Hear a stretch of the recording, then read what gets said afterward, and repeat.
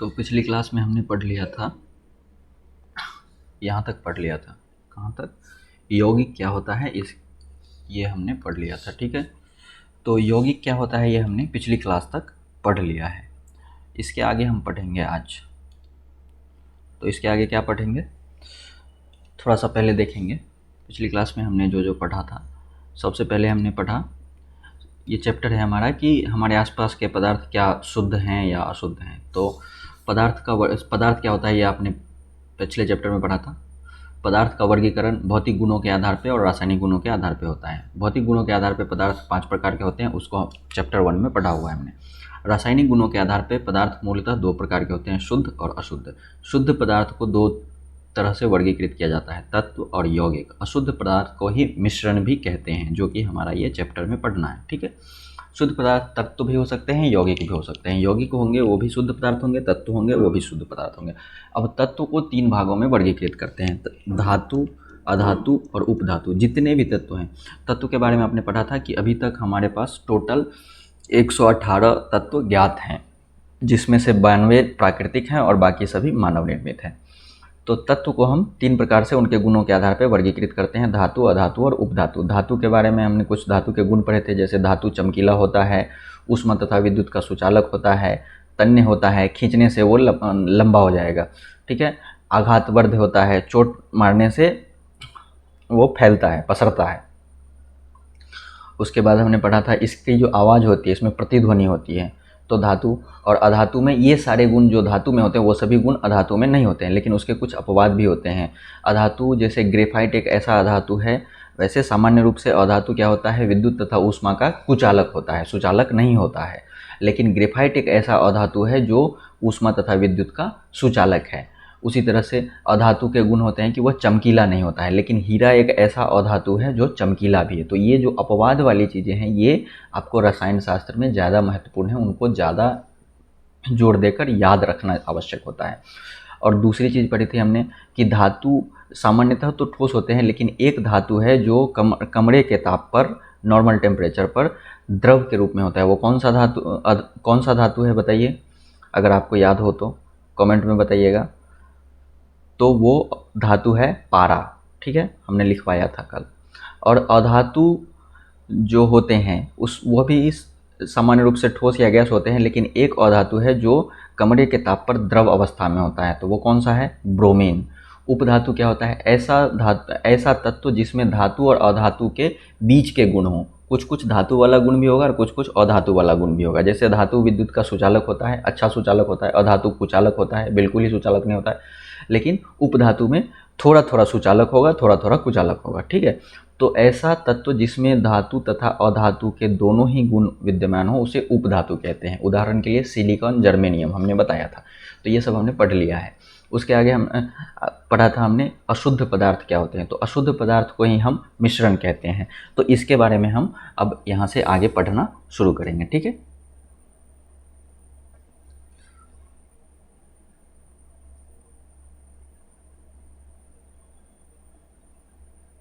चलिए। अशुद्ध पदार्थ को ही हम क्या कहते हैं, मिश्रण भी कहते हैं। जब पदार्थ के कण अलग अलग रासायनिक प्रकृति को हों तो उसे क्या कहते हैं, अशुद्ध पदार्थ कहते हैं। अशुद्ध पदार्थ मतलब कोई भी ऐसा पदार्थ जिसके वो जिन कणों से मिलकर बना हुआ है वो अलग अलग रासायनिक प्रकृति के हों, तो उसको क्या कहते हैं, मिश्रण कहते हैं। और मिश्रण कहते हैं या अशुद्ध पदार्थ कहते हैं। जैसे उदाहरण के लिए समुद्र का जल, आप जानते हो समुद्र के जल में नमक और पानी दोनों है, पानी भी है प्लस नमक मिला होता है समुद्र के जल में। समुद्र का जल अगर आप पी कर देखोगे तो आपको नमकीन लगेगा, मतलब समुद्र का जो जल है उसमें पानी और नमक दोनों मिला हुआ है। तो ये क्या हो गया, समुद्र का जल क्या हो गया, अशुद्ध हो गया। वायु, जैसे जो हवा है, हवा क्या है, अलग अलग गैसों से मिलकर बना है। हवा में बहुत सारे गैस हैं, जैसे कि नाइट्रोजन है, ऑक्सीजन है, बाकी और भी गैस हैं, कार्बन डाइऑक्साइड है,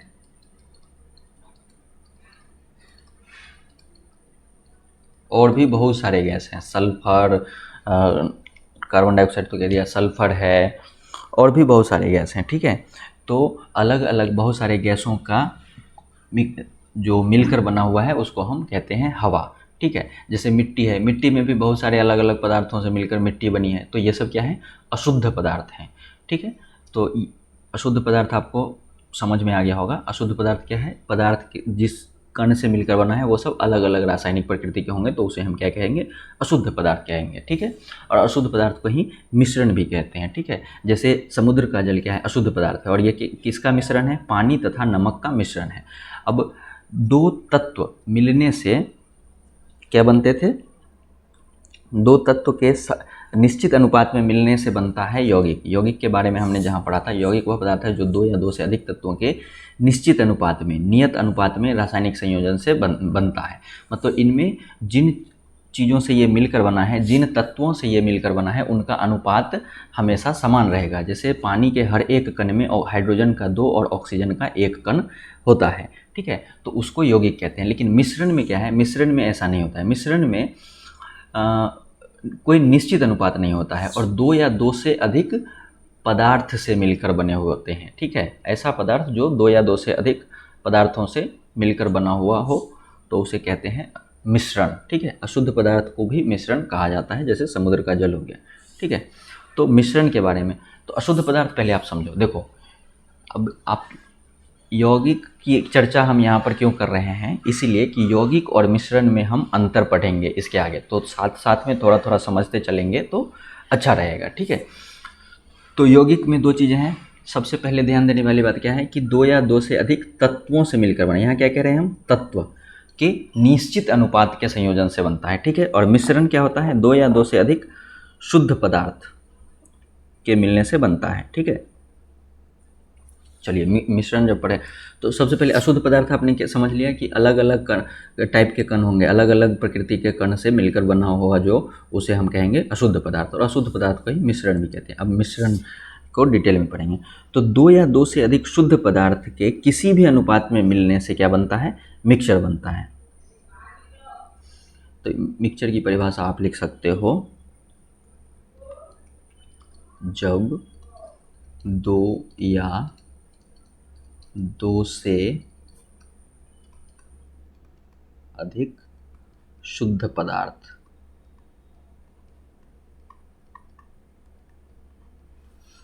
किसी भी अनुपात में, यौगिक में क्या था, निश्चित अनुपात में,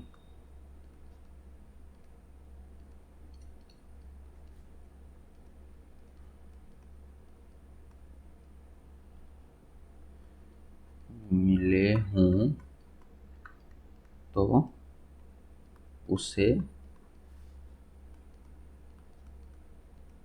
मिश्रण कहते हैं। अच्छा, जरूरी नहीं कि शुद्ध ही हो, कोई भी 2 या 2 से अधिक पदार्थ है वो शुद्ध भी हो सकता है, अशुद्ध भी हो सकता है। ठीक है, तो जब 2 या 2 से अधिक पदार्थ किसी भी अनुपात में मिले हों तो उसे मिश्रण कहते हैं। ठीक है, तो मिश्रण कहा जाता है 2 या 2 से अधिक पदार्थ अगर किसी भी अनुपात में, अगर, अब यहाँ पर ध्यान देने वाली बात, यहाँ पर हम क्या कह रहे हैं, पदार्थ। ठीक है, और यौगिक में क्या था, तत्व। 2 या 2 से अधिक तत्व। तत्व क्या होते हैं, तत्व होते हैं जो हमने आपको पढ़ाया था कि तत्व एक ही प्रकार के परमाणुओं से मिलकर बना होता है, उसको कहते हैं तत्व। ठीक है, ये टेबल आप एकदम ध्यान रखना, ये टेबल ध्यान रखोगे कभी कंफ्यूज नहीं होगा। शुद्ध और अशुद्ध पदार्थ, शुद्ध पदार्थ में तत्व भी आता है, यौगिक भी आता है। तो तत्व क्या होता है, तत्व होता है जो एक ही प्रकार के परमाणुओं से मिला हुआ कोई भी पदार्थ है, वो तत्व कहलाएगा। जैसे कि लोहा, ठीक है, सोना, चांदी। और यौगिक क्या होता है, एक या एक से अधिक तत्व, 2 या 2 से अधिक तत्व, एक नहीं, एक ही तत्व रहेगा तो यौगिक कैसे बनेगा, 2 या 2 से अधिक तत्व। देखो, शुद्ध पदार्थ तत्व भी होता है और यौगिक भी होता है। तत्व क्या होता है, जो सिर्फ एक ही प्रकार के परमाणु से मिलकर बना हो। जैसे लोहा, लोहा का हर एक सूक्ष्मतम कण लोहा का ही होगा। ठीक है, उसमें कुछ और मिक्स नहीं है। और यौगिक क्या होता है, 2 या 2 से अधिक तत्व के निश्चित अनुपात में रासायनिक संयोजन से बनता है यौगिक। यह भी शुद्ध होता है। शुद्ध का मतलब क्या होता है कि इसके हर गुण, हर कण एक दूसरे के से एक समान गुण प्रदर्शित करते हों। तो तत्व का भी हर कण एक दूसरे से एक समान गुण प्रदर्शित करेगा, क्योंकि ये तो एक ही प्रकार के परमाणु से मिलकर बना है। यौगिक का जो यौगिक है वो एक से अधिक परमाणुओं से मिलकर बना होता है, क्योंकि 2 या 2 से अधिक तत्वों से मिलकर बना। लेकिन जब ये यौगिक बन जाता है, उसके बाद इसका जितना भी टुकड़ा करोगे वो एक ही जैसा गुण प्रदर्शित करेगा, इसीलिए यौगिक भी शुद्ध होता है। ठीक है, तो ये चीज़ें मतलब क्लियर समझना है। ठीक है, आपको नहीं समझ में आए तो पूछिए, कमेंट कीजिएगा। ठीक है, तो यौगिक कैसे बनता था? 2 या 2 से अधिक तत्व के निश्चित अनुपात से। और मिश्रण कैसे बनता है? 2 या 2 से अधिक पदार्थ के किसी भी अनुपात में मिलने से जो बनता है उसको हम कहते हैं मिश्रण। और मिश्रण के कुछ उदाहरण आप ले लीजिए। उदाहरण, सबसे अच्छा उदाहरण तो एक तो समुद्र का जल है। अब समुद्र का जल क्या है? ये जल प्लस नमक का क्या है? मिश्रण है। इसमें जल और नमक की जो मात्रा है इसका अनुपात निश्चित नहीं है। ठीक है, तो इसको कहते हैं घोल। या फिर वायु, वायु क्या है? गैसों का मिश्रण है, बहुत सारे गैसों का मिश्रण है,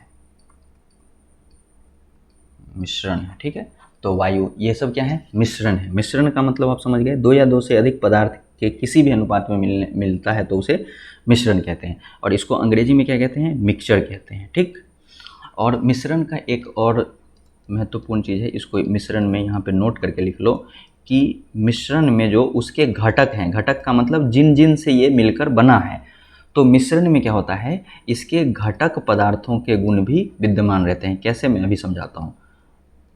यहाँ पे लिखना, मिश्रण में घटक पदार्थों के गुण विद्यमान रहता है। विद्यमान का मतलब उपस्थित रहता है। ठीक है, 2 में ऐसा हलंत, विद्यमान, विद्यमान रहता है। ठीक है, जैसे देखो उदाहरण, समुद्र का जल क्या है? मिश्रण है, जल और नमक का।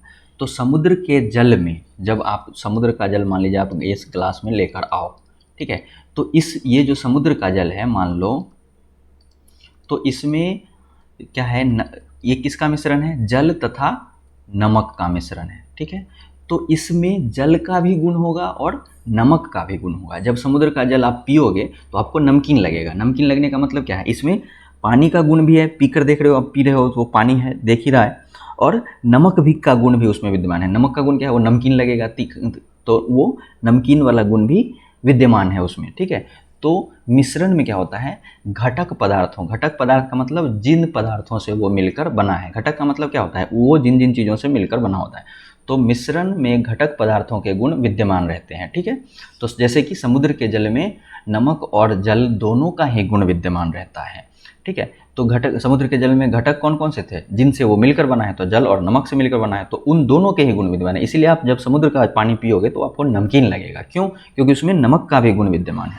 तो मिश्रण में क्या होता है? घटक पदार्थों के भी गुण विद्यमान रहते हैं। जबकि यौगिक में क्या होता है? घटक पदार्थों के जो उसके घटक तत्व हैं उसके गुण चले जाते हैं। जैसे जल क्या है?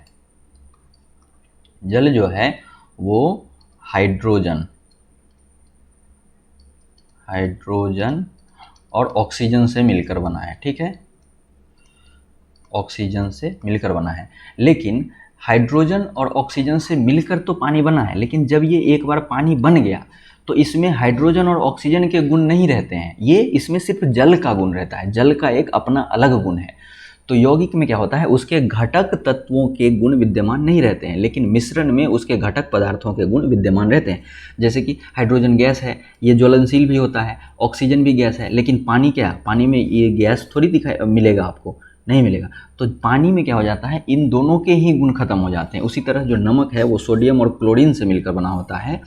तो जब नमक बन गया तो उस नमक में न सोडियम का गुण रहता है न क्लोरीन का गुण रहता है। सोडियम का गुण है वो अत्यंत ज्वलनशील होता है, ठीक है, क्लोरीन का भी अपना गुण है। लेकिन जब नमक बनता है, जो उन सब के गुण आप 11वीं क्लास में जब केमिस्ट्री पढ़ोगे तो सबके स्पेसिफिक हर धातु के गुण के बारे में पढ़ोगे। हाइड्रोजन का क्या क्या गुण है, ऑक्सीजन का, सोडियम का, क्लोरीन का, ब्रोमीन का, सबका पढ़ोगे धीरे धीरे। ठीक है, जैसे कुछ कुछ चीज़ें मैं अभी बताता जा रहा हूँ, जैसे पारा कमरे के ताप पर द्रव होता है, ब्रोमीन कमरे के ताप पर द्रव होता है, तो ये सब चीज़ आपको याद रखनी है। 11वीं क्लास के केमिस्ट्री में भी ये चीज़ें रसायन शास्त्र में आपको काम आएंगी।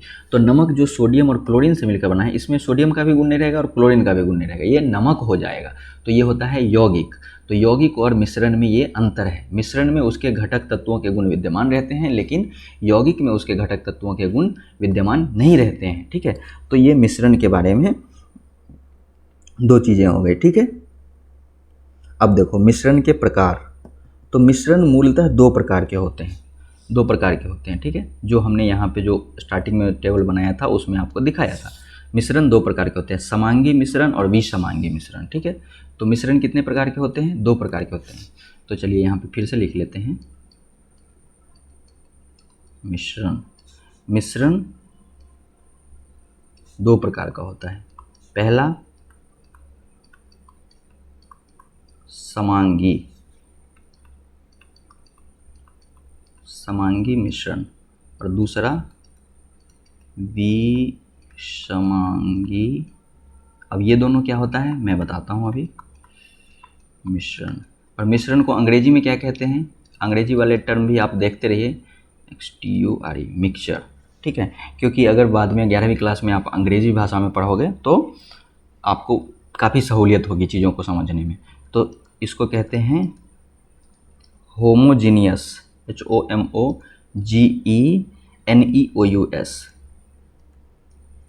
होमोजीनियस मतलब समांगी, और मिश्रण का मिक्सचर तो होता ही है, MIXTURE। ठीक है, और विसमांगी मिश्रण को कहते हैं हेटेरोजीनियस, HETERO, हेटेरो, और जीनियस, GENEOUS। और मिश्रण का तो मिक्सचर होता ही है। ठीक है, तो समांगी और विसमांगी ये मिश्रण दो प्रकार के होते हैं। समांगी मिश्रण होमोजीनियस मिक्सचर, और विसमांगी मिश्रण हेटेरोजीनियस मिक्सचर। ठीक है, अब इसमें हम पढ़ेंगे कि ये समांगी मिश्रण क्या होता है, इसका हम पढ़ेंगे, इसको बाद में पढ़ेंगे। ठीक है, तो समांगी मिश्रण क्या होता है? ऐसे मिश्रण जिसमें दो या दो से अधिक अवयव उपस्थित होते हैं परंतु उन्हें अलग अलग नहीं देखा जा सकता है। वो क्या होता है कि पूरा उसमें एक जैसा पूरा घुलकर मिलकर ख़त्म हो जाता है, आपको अलग अलग दिखाई नहीं देगा। तो इसकी परिभाषा लिख सकते हैं, इसकी परिभाषा आप ऐसे लिख सकते हैं, ऐसा मिश्रण जहाँ कह दिया मतलब आप जान रहे हो, दो या दो से अधिक पदार्थों से मिलकर बना होगा तभी मिश्रण है। या जो उसको उसी को क्या कहते हैं? दो या दो से अधिक अवयव, मतलब दो चीज़ों से मिलकर बना है, उसी चीज़ को आप अवयव भी कह सकते हो, घटक भी कह सकते हो, पदार्थ, दो या दो से अधिक पदार्थ से मिलकर बना है। तो उन दोनों, जिन दोनों पदार्थों से मिलकर बना है उसी को इस मिश्रण का अवयव कहेंगे। ठीक है, ठीक है, आया समझ में? तो ऐसा मिश्रण जिसमें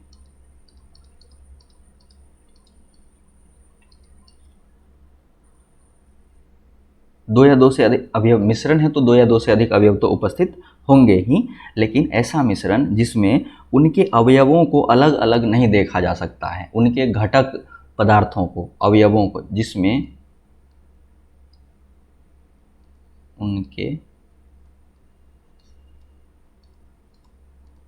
अवयवों को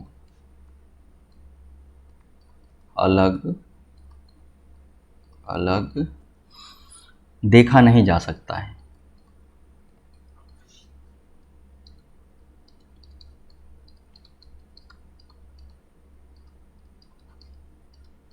ठीक है, कैसे? जैसे देखो, ऐसा मिश्रण जिसमें उनके अवयवों को अलग अलग देखा नहीं जा सकता है उसको क्या कहते हैं? समांगी मिश्रण कहते हैं। आप यहाँ पे, अगर मैंने यहाँ पे लिखा समांगी मिश्रण क्या होता है? ऐसा मिश्रण जिसमें उनके अवयवों को अलग अलग देखा नहीं जा सकता है, देखा नहीं जा सकता है। उसके बाद यहाँ पे लिख लेते हैं, चलिए भाषा भी कर लेते हैं, देखा नहीं जा सकता है उसको क्या कहते हैं? समांगी मिश्रण कहलाता है। ठीक है, अब समांगी मिश्रण, जैसे उदाहरण के लिए मैं आप अभी समझोगे आप, उदाहरण जैसे शरबत। ठीक है, शरबत, अब शरबत क्या है? पानी प्लस चीनी। अब पानी में हमने चीनी को घोल दिया, मिला दिया, ग्लास में पानी लिया, उसमें 4 चम्मच चीनी डाला और उसको थोड़ी देर तक आप चम्मच से पानी को हिलाते रहोगे, चीनी उसमें घुल जाएगा। अब जो ये शरबत बन गया, ये क्या है? ये मिश्रण है। मिश्रण क्यों है? क्योंकि शरबत बनाने में किससे बना है? पानी और चीनी से। लेकिन पानी और चीनी का ज़रूरी नहीं है कि कोई निश्चित अनुपात ही हो, कि 1 गिलास पानी में हो आप 2 चम्मच चीनी भी मिलाओगे फिर भी शरबत बनेगा, 4 चम्मच मिलाओगे फिर भी शरबत ही बनेगा, 5 चम्मच मिलाओगे फिर भी शरबत ही बनेगा। तो किसी शरबत 2 अलग अलग 3 अलग अलग ग्लास में पानी ले लो, किसी में 4 चम्मच मिलाओ, किसी में 5 चम्मच मिलाओ, किसी में 6 चम्मच मिलाओ। तो पानी और चीनी का कोई फिक्स अनुपात नहीं है, किसी भी अनुपात में मिला हुआ है। ठीक है, 2 अलग अलग अवयव है, 2 या 2 से अधिक जो भी पदार्थ होते हैं, घटक होते हैं, वो अलग अलग हैं और निश्चित अनुपात में नहीं मिला है, इसीलिए ये मिश्रण है। ठीक है, अब इसमें पानी में जब आप चीनी मिला देते हो, घोल बन जाता, जब वो शरबत बन जाता है, तो क्या आप उसमें चीनी को देख सकते हो? नहीं देख सकते हो।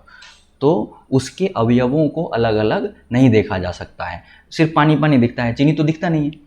तो ये क्या होता है? समांगी मिश्रण होता है। ठीक है, इसी को क्या कहते हैं? समांगी। ये समांगी मिश्रण की परिभाषा है या उसके गुण कह सकते हो। ऐसा मिश्रण जिसमें उसके अलग अवयवों को आप अलग अलग करके नहीं देख सकते, तो वो समांगी मिश्रण। उस पूरे पानी के भाग में चीनी ऐसा घुल जाता है कि बस कहीं अलग से दिखाई नहीं देगा। ठीक है, और ऐसा इसमें ठीक है, इसके बाद हम जब समांगी मिश्रण के गुण पढ़ेंगे तो उसके बारे में थोड़ा और पढ़ेंगे। ठीक है, विलयन पढ़ेंगे ना, विलयन भी एक समांगी मिश्रण होता है। विलयन जब पढ़ेंगे तो समांगी मिश्रण के गुण को वहीं पे एक साथ पढ़ लेंगे।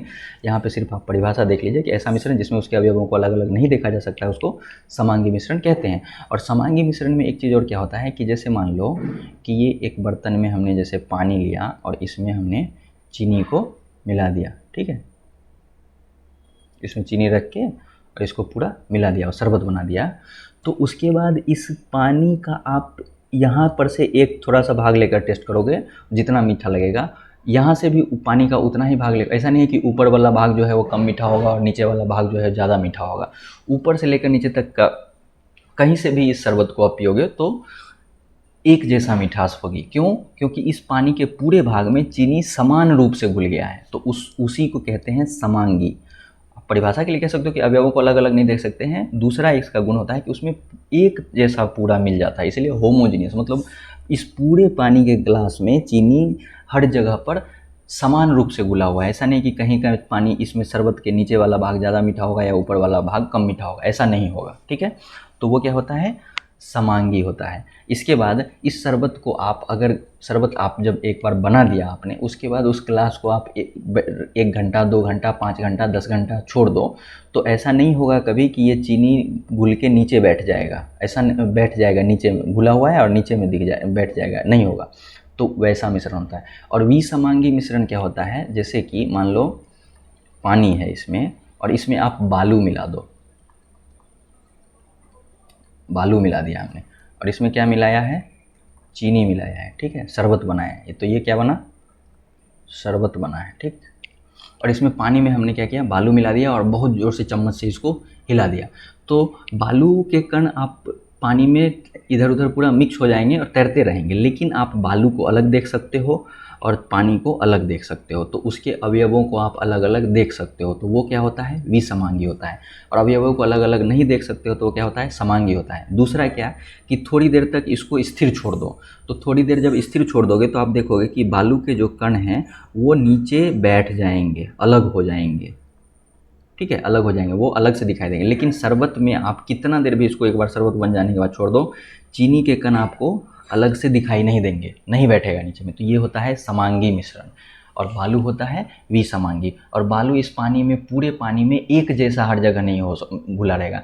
हो सकता है यहाँ के भाग का पानी उठाओगे तो इसमें कुछ बालू की मात्रा कम होगी, इधर वाला भाग उठाओगे तो बालू की मात्रा अधिक होगी, ये भी हो सकता है। लेकिन इसमें इधर वाला कहीं से भी पानी इस शरबत के ग्लास से निकालोगे तो उसमें चीनी की मात्रा एक जैसी रहेगी। तो ये होता है समांगी और ये होता है विसमांगी। और परिभाषा के लिए ऐसा मिश्रण जिसमें उनके अवयवों को अलग अलग देखा नहीं जा सकता वो समांगी होता है, और देखा जा सकता है तो विसमांगी होता है। ठीक है, और दूसरा जो हमने बताया कि बहुत देर तक रखने पर ये नीचे बैठ जाता है, ये उसके गुण हैं हेट्रोजीनियस के, विसमांगी के। और नीचे नहीं बैठता है, ये उसके गुण हैं किसके? समांगी मिश्रण के। ठीक है, तो उदाहरण भी आपने देख लिया समांगी मिश्रण का। शरबत या फिर कुछ और उदाहरण होते हैं मिश्र धातु। अब मिश्र धातु क्या होता है वो आगे पढ़ेंगे हम लोग।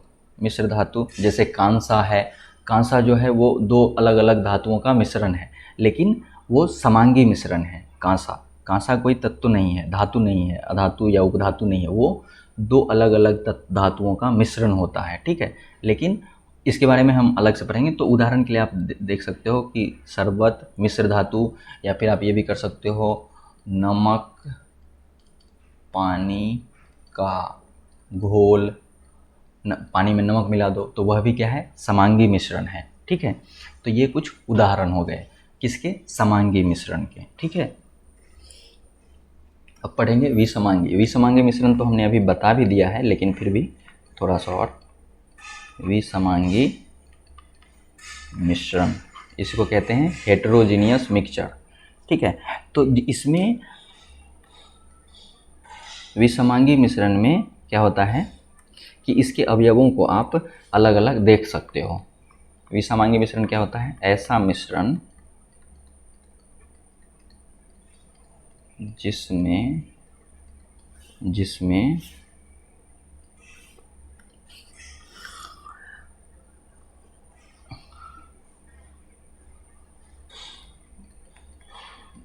मिश्रण के अवयवों को अलग अलग देखा जा सकता है,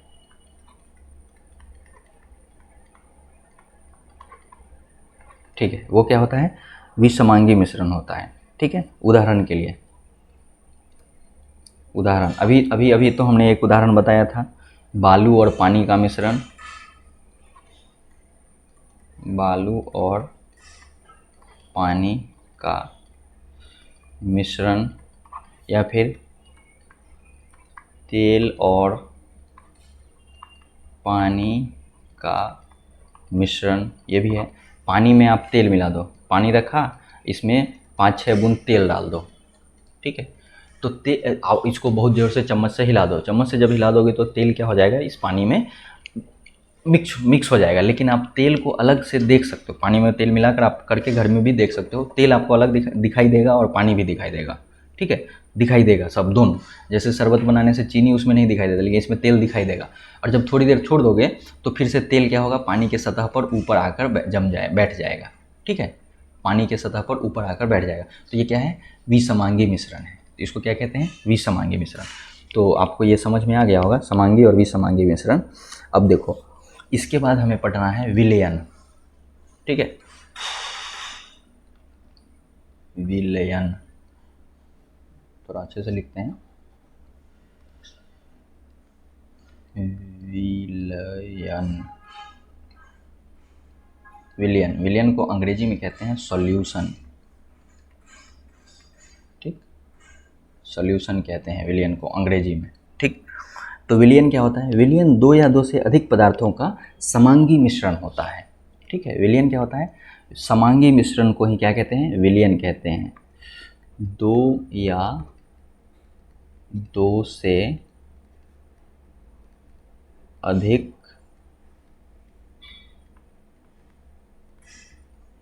पदार्थों का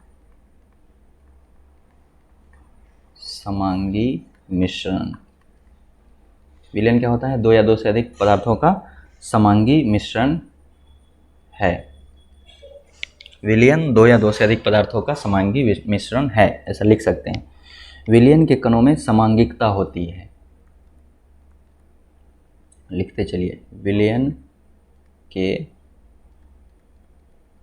कणों में क्या होती है, समांगिकता। समांगिकता क्या होता है, अभी हमने पढ़ा, समझाया। समांगिकता, समांगिक होने का जो गुण होता है उसी को समांगिकता कहते हैं। जैसे कि वो पूरे में एक जैसा घुल जाएगा, अलग से दिखाई नहीं देगा। कितना भी देर उसको शांत छोड़ दो फिर भी उसके कण नीचे जमीन नीचे नहीं बैठेंगे, तली में नहीं बैठेंगे। तो इसको क्या कहते हैं, इसी गुण को क्या कहा जाता है, समांगिकता कहा जाता है। जैसे समांगिकता का मतलब क्या है, समांगिक होने के सभी गुणों को क्या कहते हैं, समांगिकता कहते हैं। समांगिकता क्या होता है, इसको कहते हैं समांगिक होने के गुण, उसी को क्या कहते हैं, समांगिकता। और समांगी होने के गुण, समांगी मतलब सम जोड़ अंग, समांगी मतलब हर जगह पर, हर अंग में वो एक जैसा, सम मतलब क्या होता है, एक जैसा, और हर अंग में, हर पार्ट में वो एक जैसा घुल गया, मिल गया, मिक्स हो गया, तो उसी को समांगिक कहेंगे। ठीक है। और विसमांगिक किसको कहेंगे, जो हर पार्ट में एक जैसा नहीं घुला, तो उसको विसमांगिक कहेंगे।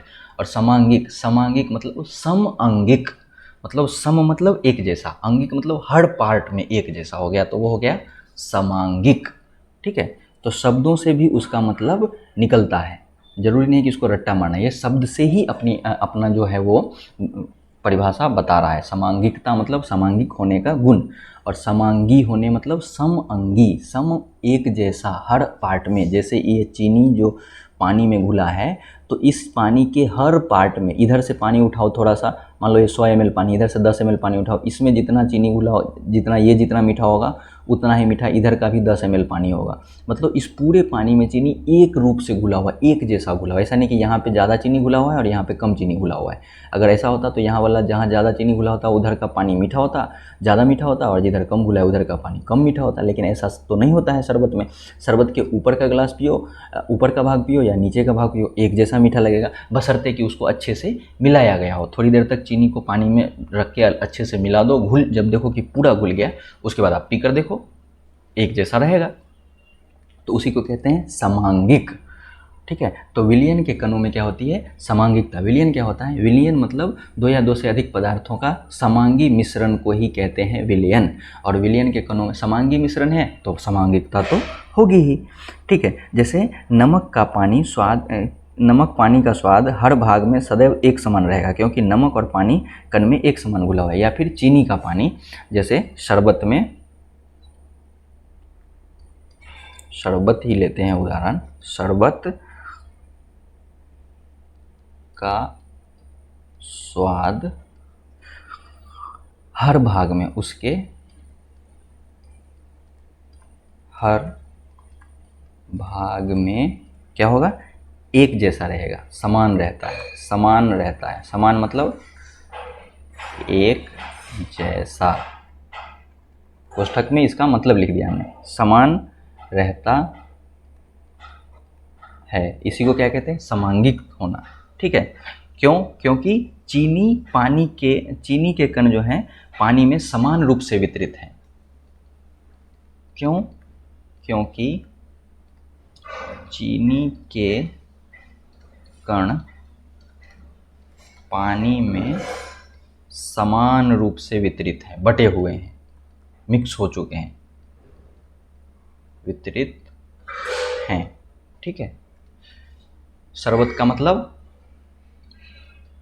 चीनी पानी का घोल, शरबत को आप चीनी पानी का घोल भी कह सकते हो। ठीक है। ये भी लिख सकते हो कि चीनी पानी का घोल का स्वाद उसके हर भाग में समान एक जैसा रहता है, क्योंकि चीनी के कण पानी में समान रूप से, पूरे पानी में एक जैसा, ऐसा नहीं कि ऊपर में ज़्यादा चीनी का कण है और नीचे में कम चीनी का कण है, या फिर नीचे में ज़्यादा चीनी का कण है ऊपर में कम चीनी का कण है, ऐसा नहीं, समान रूप से पूरे पानी में वो वितरित है, बटा हुआ है, फैला हुआ है। ठीक है। तो इसीलिए उसका हर जगह पे स्वाद क्या रहेगा, एक जैसा रहेगा, तो उसी को क्या कहते हैं, समांगिक। तो ऐसे मिश्रण को क्या कहते हैं, विलयन कहते हैं। ठीक है। आया समझ में विलयन क्या होता है। अब देखो विलयन के भाग, विलयन, जब कोई भी विलयन बनता है तो उसके दो भाग होते हैं।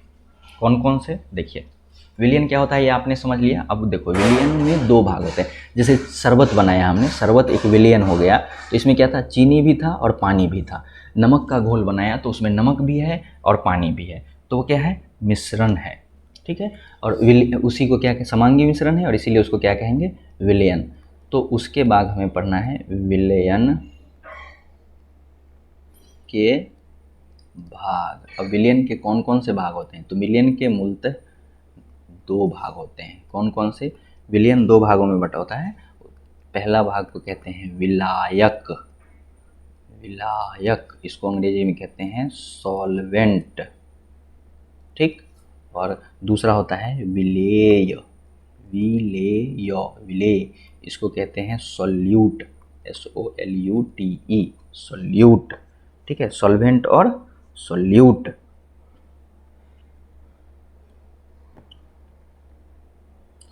ठीक है, आया समझ में?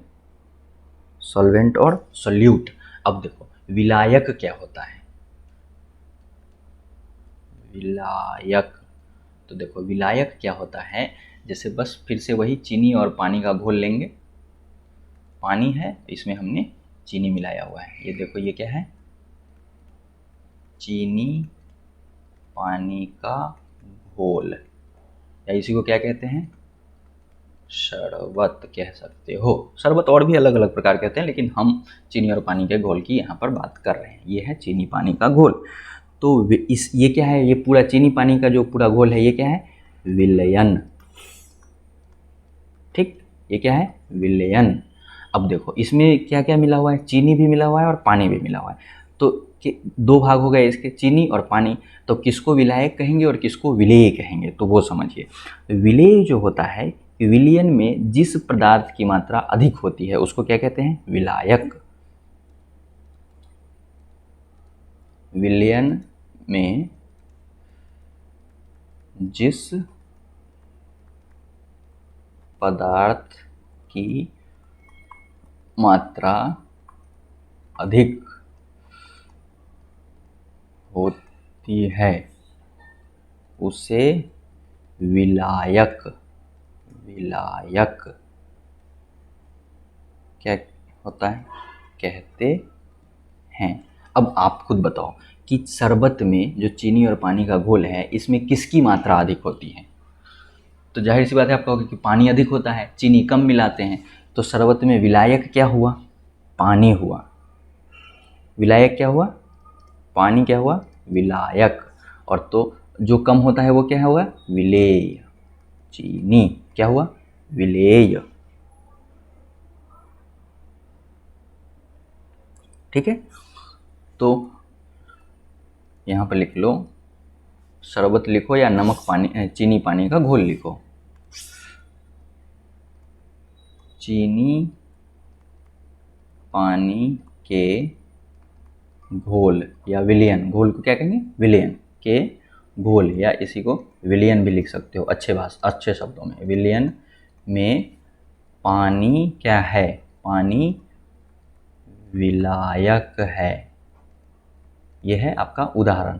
ठीक है, उदाहरण के लिए आप इसे लिख सकते हो, चीनी पानी के घोल या विलयन में पानी विलायक है। क्यों, क्योंकि उसकी मात्रा शरबत में अधिक है। या नमक पानी का घोल ले लो, उसमें क्या है, नमक की मात्रा कम है और पानी की मात्रा अधिक है, तो पानी क्या हो जाएगा, विलायक। विलायक मतलब जिसमें घुलता है, और जो घुलता है उसको क्या कहते हैं, विलेय। तो आप अपने समझने के लिए लिख लो यहाँ पे, विलायक जिसमें घुलता है वह, ये मैं आपको समझ नहीं, आपकी लिखना नहीं, परीक्षा में ऐसे नहीं लिखना है, परीक्षा में आपको ये लिखना है, वह जिसमें घुलता है वह विलायक। ठीक, और जो घुलता है वह विलेय। ठीक, ये आपके समझने के लिए मैं लिख रहा हूँ, इसको परीक्षा में वैसे मत लिख देना। ठीक है, नंबर कट जाएगा। ऐसे लिखना है, जिस पदार्थ की मात्रा, विलयन में जिस पदार्थ की मात्रा अधिक होती है वह विलायक होता है। ठीक, और उदाहरण भी आप दे सकते हो। अब विलेय तो आप जानते ही हो, खुद ही लिख सकते हो विलेय क्या होता है। विलेय, इसकी परिभाषा आप स्वयं लिख सकते हो। विलयन में जिस पदार्थ की मात्रा कम होती है वो क्या होता है, विलयन में जिस पदार्थ की मात्रा कम होती है वह विलेय कहलाता है, विलेय कहलाता है। उदाहरण के लिए आप लिख सकते हो, क्या, खुद से लिख लेना, चीनी पानी के विलयन में चीनी विलेय है। ठीक है, तो विलयन हो गया। यहाँ पे मैं उदाहरण भी लिख देता हूँ। देखिए उदाहरण, चीनी तथा, समझ में आ रहा है कि नहीं, का विलयन। चीनी तथा पानी के विलयन में विलायक क्या है और विलेय क्या है, लिख लीजिए। विलायक क्या है और विलेय क्या है। तो विलायक क्या है, पानी की मात्रा अधिक है तो पानी विलायक हो गया, और चीनी की मात्रा कम है तो चीनी विलेय हो गया। पानी में चीनी घुला तो पानी विलायक और चीनी विलेय। विलेय मतलब जो घुलता है, विलायक मतलब जिसमें घुलता है। ठीक, तो ये हो गया। अब देखो कुछ और उदाहरण आप देख सकते हो। चीनी पानी का विलयन हो गया। दूसरा उदाहरण आप ले सकते हो, जैसे आपका कोल्ड ड्रिंक्स होता है। ये हम उदाहरण में ही आपको दूसरा उदाहरण बता रहे हैं। जैसे आप जो कोल्ड ड्रिंक्स पीते हो, कोल्ड को आधा लो और डो, कोल्ड ड्रिंक्स जो थम्स अप, कोका कोला ये सब पीते हो, इसमें क्या होता है, इसमें और भी तत्व मिले होते हैं, और भी पदार्थ मिले होते हैं, लेकिन इसमें आप जल, जैसे मान लो जल होता है, कार्बन डाइऑक्साइड गैस होता है। कार्बन डाइऑक्साइड गैस का रासायनिक जो सूत्र होता है वो CO2 होता है। तो जल होता है, CO2 होता है, बाकी और भी चीज़ें होती हैं। तो इसमें अगर आपको विलायक कहा जाए, विलायक क्या होगा, जल, क्योंकि जल की मात्रा सबसे अधिक होती है। और CO2 क्या रहेगा, विलेय। CO2 विलेय होगा। और भी चीज़ें होती हैं, चीनी भी मिला होता है तो चीनी भी क्या रहेगा, विलेय भी रहेगा। तो एक से अधिक, जैसे एक से अधिक भी विलेय हो सकता है ना। विलायक मान लो पानी है, ये पानी भरा हुआ है, इसमें आप चीनी भी मिला दिया, नमक भी मिला दिया, तो इसमें विलायक क्या है, जल। ये क्या है, जल।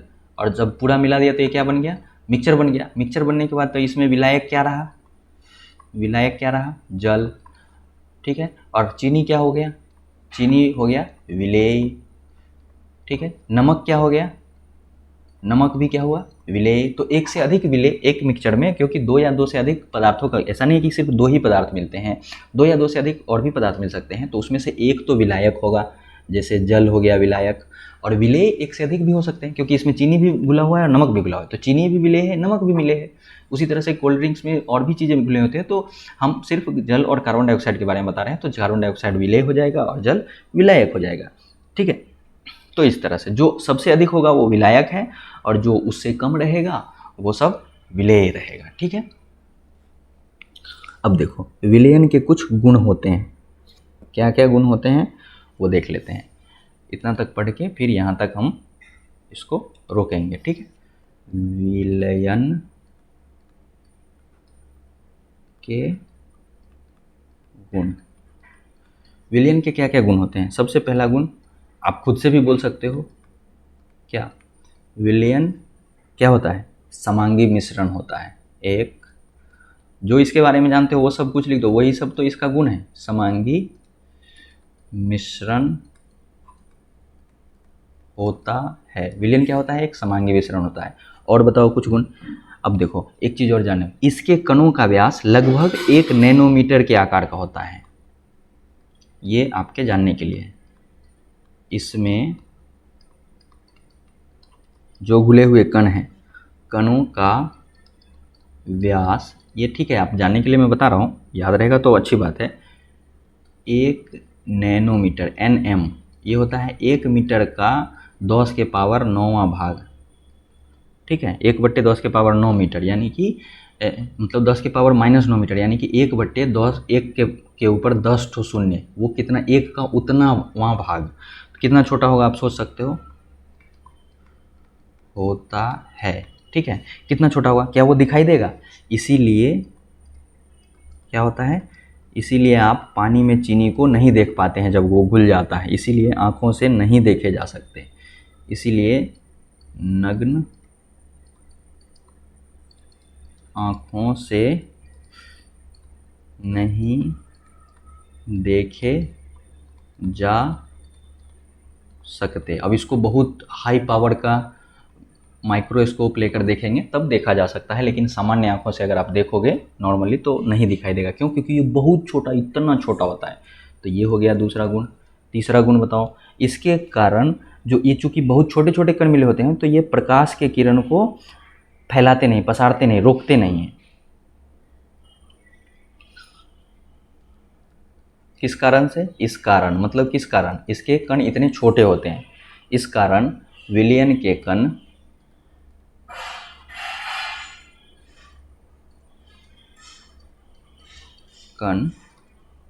अभी ये मैं समझाऊंगा, पहले लिख लो आप। प्रकाश किरण को फैलाते नहीं हैं और प्रकाश का मार्ग दिखाई देता है।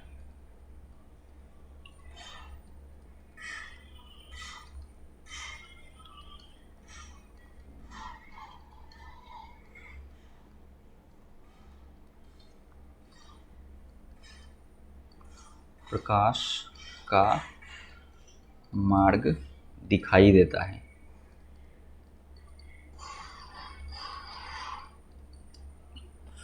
अच्छा, प्रकाश का मार्ग दिखाई नहीं देता है, फैलाते नहीं है तो नहीं दिखाई देगा ना, तो सीधे पार हो जाएगा। प्रकाश का मार्ग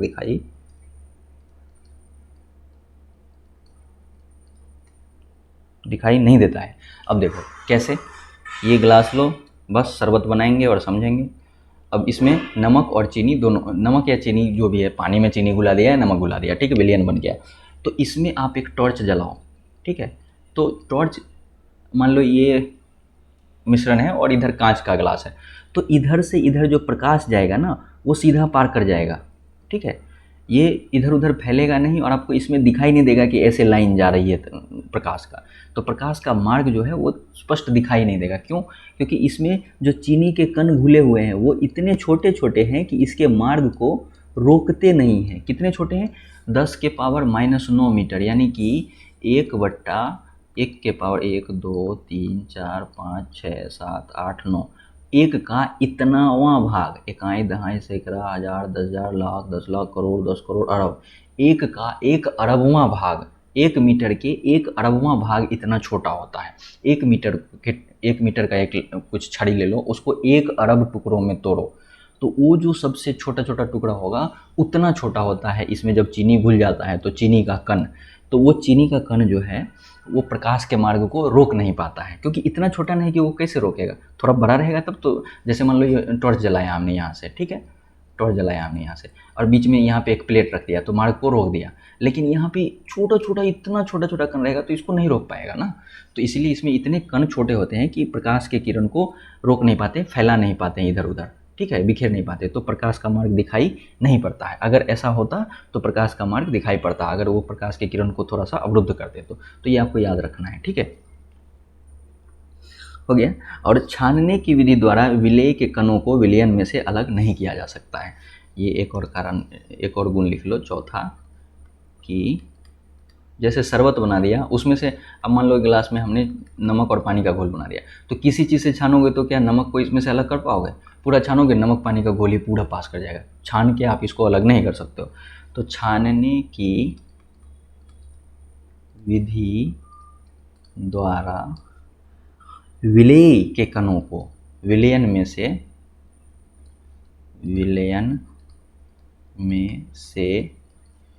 विलेय, विलेय मतलब जो घुला है, विलयन मतलब पूरा शरबत मिक्सचर, और उसमें विलेय और विलायक होता है। तो विलेय के कणों को आप अलग नहीं कर सकते हैं,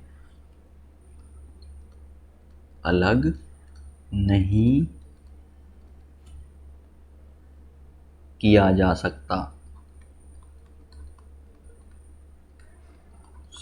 है, ठीक है, अलग आप नहीं कर सकते हैं विलेय के कणों को। क्यों? इसमें से इसको छानोगे तो क्या नमक अलग और पानी अलग हो जाएगा? नहीं होता है। तो ये भी एक विलयन का गुण है, ठीक है। एक और गुण लिख लो, जब मैंने स्टार्टिंग में पढ़ा रहा था तब समझाया था कि विलयन को शांत छोड़ देने पर भी विलेय के कण नीचे नहीं बैठते हैं। मैंने क्या कहा था कि शरबत बना के उसको 5 घंटे के लिए छोड़ दो स्थिर, लेकिन उससे 5 घंटे के बाद क्या चीनी के कण नीचे आ जाते हैं? क्या नहीं आएंगे। वो शरबत का शरबत ही रहेगा, आप 10 घंटा भी रखे रहोगे तो शरबत ही रहेगा, क्योंकि ये समांगी मिश्रण होता है। तो विलयन के कण स्थायी छोड़ देने पर, शांत छोड़ देने पर नीचे विलेय के कण नहीं बैठते हैं। लेकिन अगर नमक में बालू मिला दो और उसको ज़ोर से हिला दिया तो बालू पूरा इधर उधर घूमने लगा, पानी में मिल गया है, लेकिन थोड़ी देर छोड़ दो तो बालू तलहटी में बैठ जाता है। लेकिन विलयन में ऐसा नहीं होगा। विलयन को शांत छोड़ देने पर भी विलेय के कण नीचे नीचे मतलब तलहटी जिसको कहते हैं, पेंदी, नीचे तलहटी में, ठीक है, जिसको कहते हैं तलहटी, हम लोग गांव अपनी भाषा में कहते हैं पेंदी में, नीचे नहीं बैठते, अर्थात विलयन स्थायी होता है। मतलब एक बार विलयन बन गया तो विलयन ही रहेगा, अर्थात विलयन स्थायी होता है, ठीक है। तो ये थे विलयन के गुण। अब इसके बाद हम पढ़ेंगे विलयन की सांद्रता, जो अगली क्लास में पढ़ेंगे। सांद्रता 11वीं क्लास में इसका डिटेल में पढ़ना होता है और थोड़ा सा ओवरव्यू हमें 9वीं कक्षा में भी पढ़ना है। तो इन सब चीज़ों को आप नोट्स अच्छे से बना के लिखोगे और पढ़ोगे 4 बार 5 बार और याद करोगे और समझोगे। नहीं समझ में आएगा तो पूछोगे। तो आज की क्लास रखते हैं यहीं तक। अगली क्लास में हम विलयन की सांद्रता के बारे में पढ़ेंगे और उसमें कुछ गणितीय सवाल भी होंगे। सांद्रण निकालना, मोलरिटी निकालना, मोलरता निकालना, वो सब सीखेंगे, ठीक है। तो आज यहीं तक रखते हैं।